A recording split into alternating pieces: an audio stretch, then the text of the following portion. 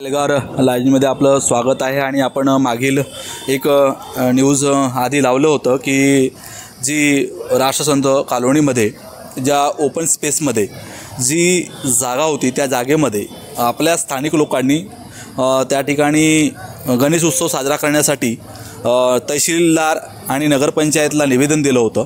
त्या ठिकाणी विरोधी पक्षांना त्या आपल्याला ना हरकत दिल्या गेलं, पण त्या स्थानिक लोकांना दिल्या गेलं नाही। पण त्यांना काही वॉर्निंग किंवा सूचना आल्या, त्या संदर्भात आपण या ठिकाणी विचारणार आहोत की काय कशा पद्धतीने काय घडलं आणि तुम्ही काय कशा पद्धतीने काम करतात।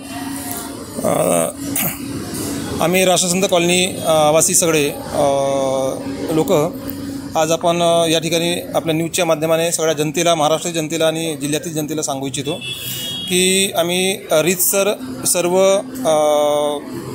पत्रव्यवहार किंवा अर्ज आपल्या राष्ट्रसंत सार्वजनिक गणेशोत्सव मंडळाच्या माध्यमाने उत्सवासाठी केला होता प्रशासनाकडे, परंतु प्रशासनाने आम्हाला कोणताही उत्तर दिलं नाही।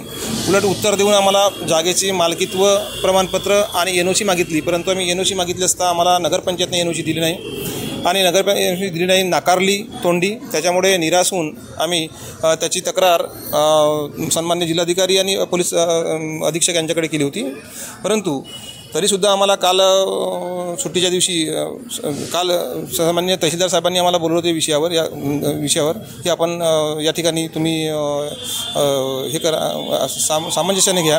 परंतु सामंजस्य नाही आहे। तहसीलदार साहेब या ठिकाणी साहेबांना मी डायरेक्ट स्पष्ट म्हटलं की ही जागा जी आहे ओपन स्पेस आजही तहसीलदार साहेबांच्या म्हणजे सरकारच्या नावे आहे। तरी तहसीलदार साहेबांनी NOC देणे अपेक्षित होते, परंतु नगरपंचायतने NOC दिली आणि त्यांच्या नावावर जागा नसून, नगरपंचायतच्या नावावर जागा नसून इथल्या जे काही प्रशासकीय अधिकारी त्यांनी NOC का दिली, कोणत्या नियमाखाली दिली। आणि दुसरी गोष्ट एक आहे की तिथले स्थानिक लोकांना डावलून इतर जे बाहेरचे लोक आहेत त्रिमूर्ती नगरच्या नावाने, कारण की ही जी आमचा लेआउट आहे तो स्वतंत्र लेआउट आहे, त्याला आम्ही राष्ट्रसंत कॉलनी असं नाव दिलं आहे। त्याचा अर्जसुद्धा आम्ही नगरपंचायतला दिलेला आहे।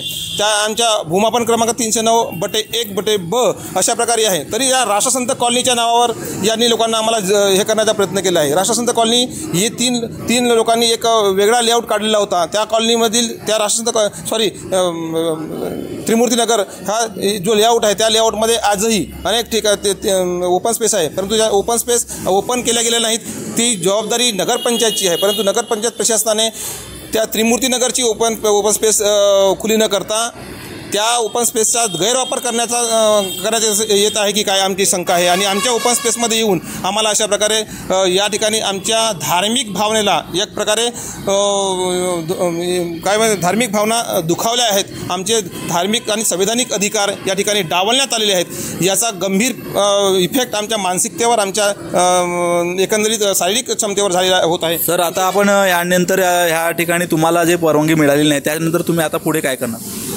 आता खूप आम्ही भावनिक झालो आणि आमचे लहान जे मुलं आहेत ते सुद्धा सकाळपासून आम्हाला विचारायचं की आमचा गणपती कुठे आहे आणि म्हणून तो गणपती या ठिकाणी गणपती ठेवण्याचा आमचा विचार झाला होता आणि आंदोलन करण्याचा विचार झाला होता आणि तसं लेखीपत्र दिला होता। परंतु गणपती हे आराध्य दैवत आहे महाराष्ट्राचे, नाही पूर्ण जगाचे, मानवी जीवनाचे, आणि त्यामुळे गणपतीच्या मूर्तीचा आणि गणपतीचा कोणताही अपमान होऊ नये।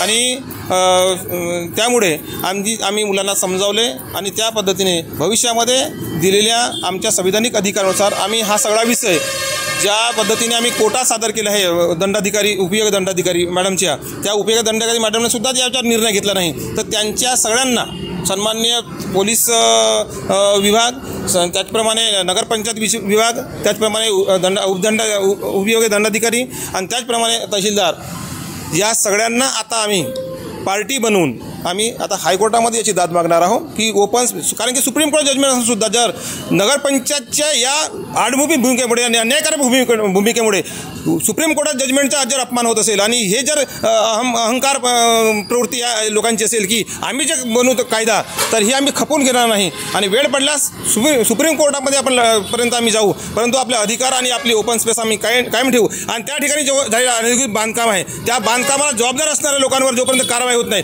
तोपर्यंत स्वस्थ बसणार आहे, हा राष्ट्रसंत कॉलनीवासियांचा निर्धार आहे। तर आपण या ठिकाणी जाणून घेतलं आहे की स्थानिक लोकांना संधी नाही आणि जे बाहेर आहेत त्यांना प्रशासनानं संधी दिलेली आहे ही कुठंतरी संवैधानिक हक्क आणि संवैधानिक अधिकारांचं हनन होत आहे अशी भूमिका राष्ट्रसंत कॉलनीच्या नागरिकांची आहे.